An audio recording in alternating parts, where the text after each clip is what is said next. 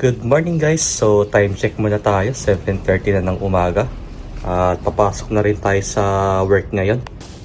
So itatapon ko na muna itong basura guys bago tayo umalis. At dito lang natin siya itatapon dahil marami-rami na naman yung basura guys. Today is Tuesday, so tapunan ng basura.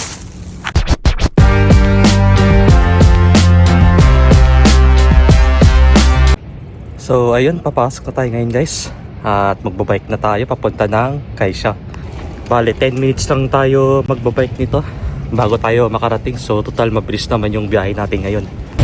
Weather check muna tayo, 22 degrees Celsius na po dito ngayon. At okay pa rin yung panahon sa ngayon dahil hindi na gaano mainit at katamtaman na yung lamig ng simoy ng hangin ngayon.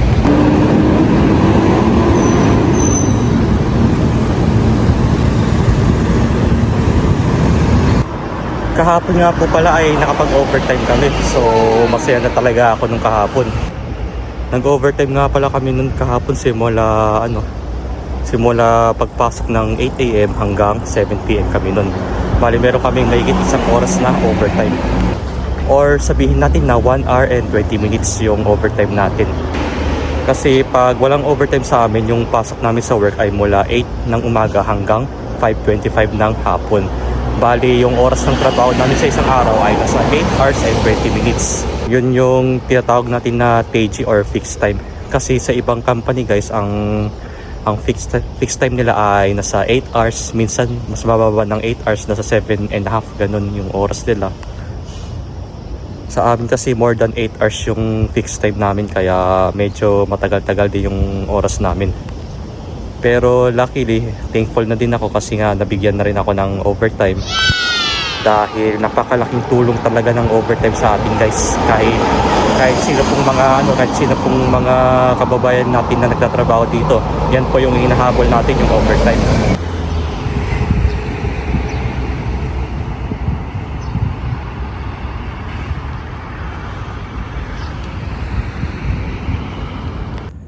So time check muna tayo, 7:10 na ng gabi at kaka-out ko lang po ngayon.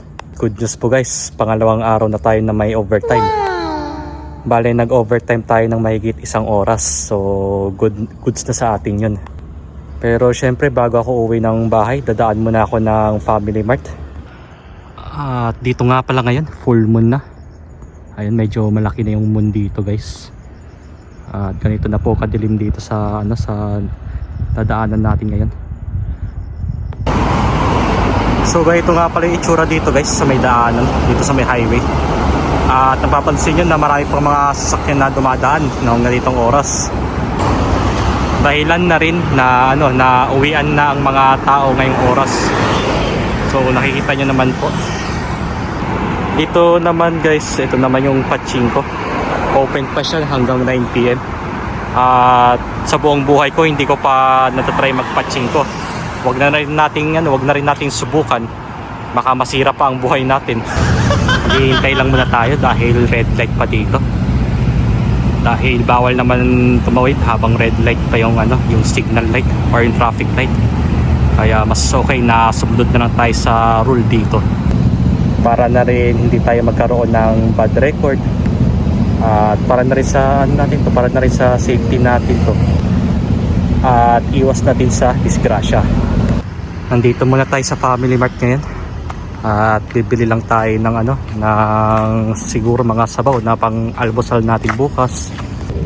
Dahil panigurado to, pagka wala tayong makakain bukas, yun na lang siguro, yung sabaw na yung natin gagawing breakfast.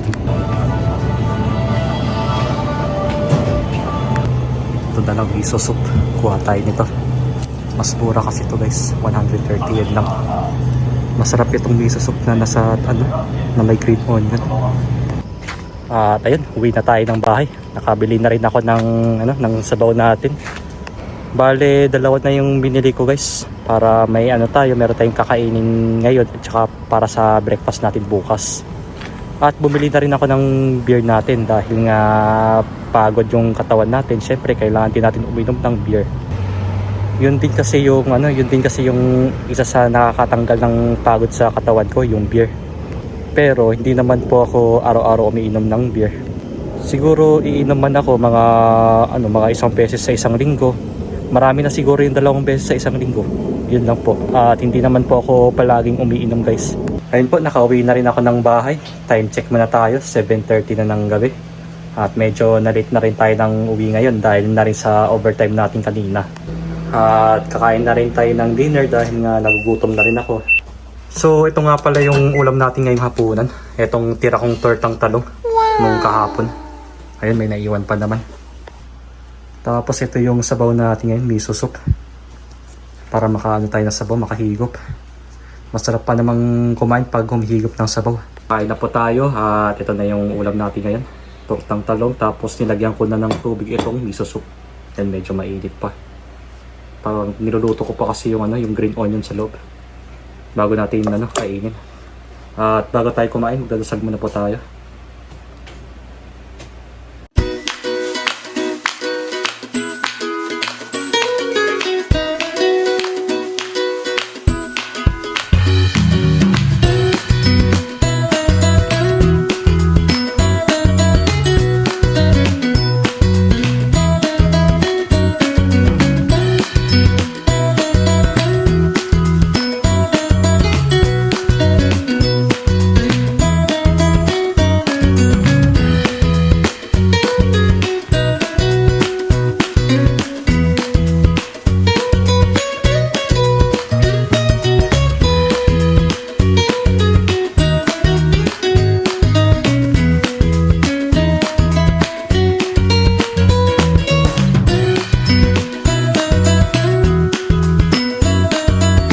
Kakatapos ko lang kumain ng dinner at maghuhugas na muna ako ng pinggan natin bago ako maligo.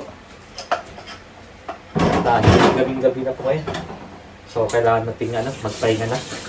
Dahil papasok na naman tayo bukas. At bukas nga pala ay Wednesday na. Bali may 3 araw pa tayo bago tayo makapagpahinga or makapagyasumi.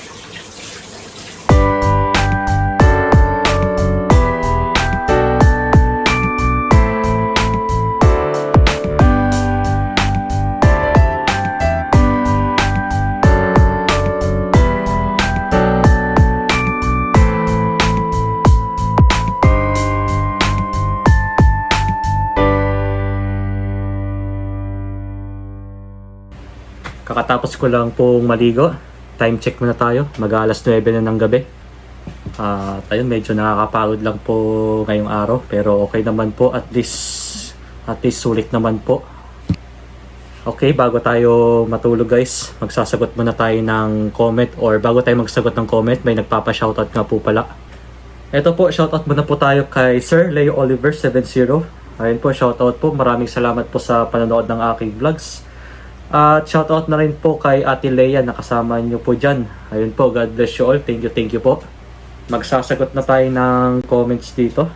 Unahin na natin to mula kay Ma'am Joven Lacanilaw 8524. Ang sabi niya, Idol, paano ka nakapunta ng Japan?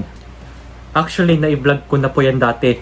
At yun pa yung una kong vlog nung nagsisimula pa ako dito. So, bali ma'am, ulitin ko na lang po kung paano ako nakapunta dito sa Japan.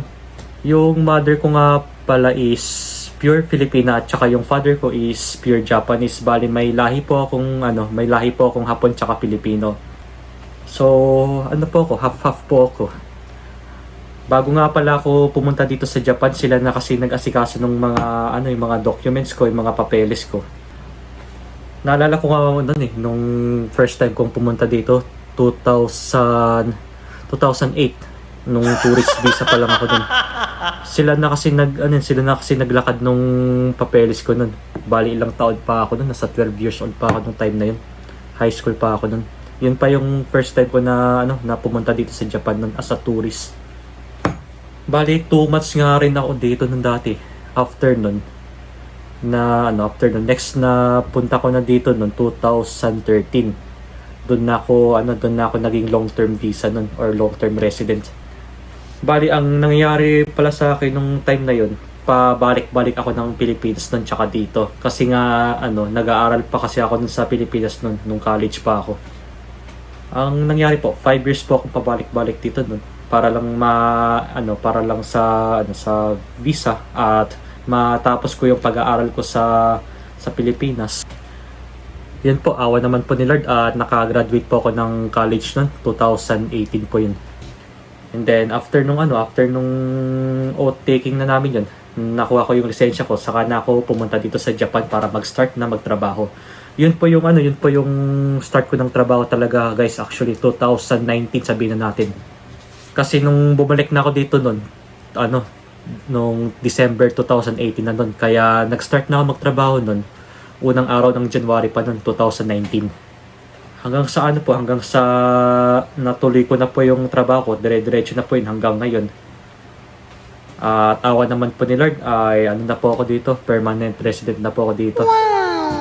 Nangyari nga po pala yan nung last year 2024 dahil nga halos 5 years din ako hindi nakauwi sa Pilipinas noon, kaya ang ginawa ko, nag-try ako mag-apply ng permanent visa noon. So ulitin ko po, bale parents ko po yung nag-asikaso ng papeles ko nun para makakapunta ako dito sa Japan noon. Text naman po na sasagutin natin sa comment. Ito po kay Sir Erwin Ricera 6263. Ang sabi niya, bawal payong sa bike. Yes po Sir Erwin. Bawal na pong magpayong habang nagbibisikleta. Dahil naitupad na po yung rules na yan dito sa Japan nung last year December 2024. Malamang last year. Na ang sabi po sa news noon na bawal na pong magpayong habang nagbibisikleta. Dahil pag once na nahuli po kayo ng pulis na nagpapayong na nagbibisikleta, pwede po kayong bigyan ng penalty or pwede kayong pagmultahin. Dati kasi nun sir, nung hindi pa bawal yung payong sa bike nun, nagpapayong pa ako habang nagbabike. Siguro 2 years ago, 3 years ago, yan. Kaya ngayon po, bawal na po talaga bawal na pong magpayong habang nagbibisikleta. Unless na lang po, kung meron po kayong umbrella holder sa bisikleta nyo, doon nyo po ilalagay, pwede po yung ganun. Basta hindi nyo po hawak-hawak yung payong gamit ang inyong kamay. Kasi naman may point naman sila kung bakit bawal, para na rin kasi sa kaligtasan namin yon. At syempre pagka habang umuulan, madulas yung daanan, kaya may tendency na pwede kayong madulas sa bisikleta or sumemplang. Kaya mas okay pag nagbibisikleta kayo na umuulan, magdala na lang kayo ng kapote or magsuot ng kapote. Yun na po yung best choice para maging safe tayo sa pagbibisikleta. At isa pa po, required na rin kasi sa ibang prefecture na magsuot ng helmet na nakabisikleta. Kasi sa ibang prefecture po, kailangan naka-helmet na. Kung once na hindi kayo nagsuot ng helmet ng nakabisikleta, ayun po, pares din na penalty, tsaka pares din kayo pagmumultahin. Hindi ko po masasabi na na lahat po yun ng prefecture. Meron pong ibang prefecture na na hindi pa required magsuot ng helmet. Katulad po sa amin dito sa Osaka. Yun po, kahit na magbisikleta kayo ng walang helmet, okay lang po. Tulad ng Osaka tapos Yogoken, kasi nga magkatabing magkatabing prefecture lang yun.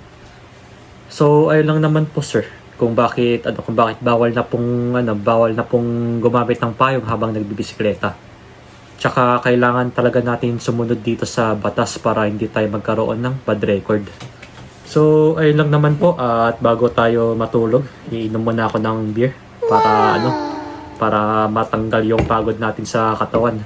Dahil nakakapagod po ngayong araw, pero okay lang, at least may overtime naman tayo at magkaka-plus din tayo sa sahod natin.